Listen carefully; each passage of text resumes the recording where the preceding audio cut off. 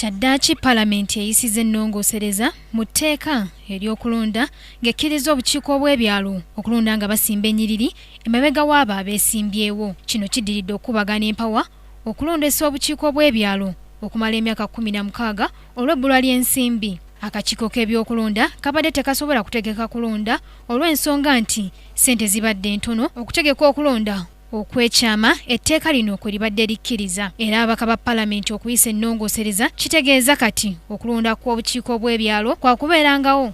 Era ababaka ba Paalamenti okuyisa ennongoosereza kitegeeza nti okulonda kw'obukiiko bw'ebyalo kwakubeerawo amangu ddala.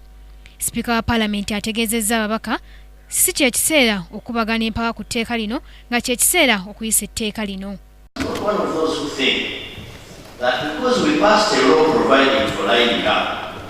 Cannot amend it. We can amend it. Even on this floor now.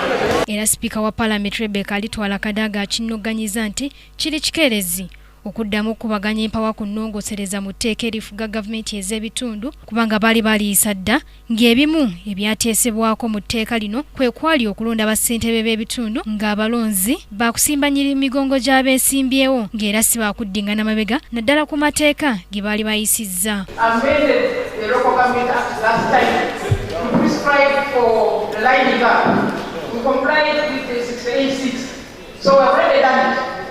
We have already done it. By that law, exempted peace voting against the one from secret ballot.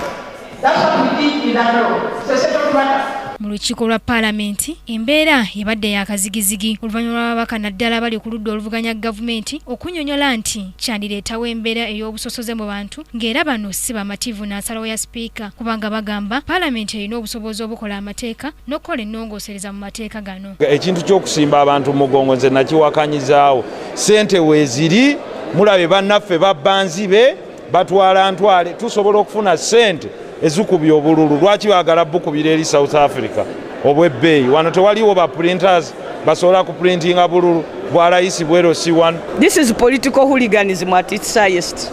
Naye nze nkoze omulimu gwange era ebyafaayo bigenda kunnejereza n'ebinaabaawo nga tuli mu kalulu ebinaavaayo bijja kukomawo wano mu Paalamenti abakazi nga babakubye amaka nga gatabuse abaana nga babeeganye ab'omuliraano nga bayombaganye ate n'okuba nti mu bibuga wali abantu abangi nga babirwaniddemu.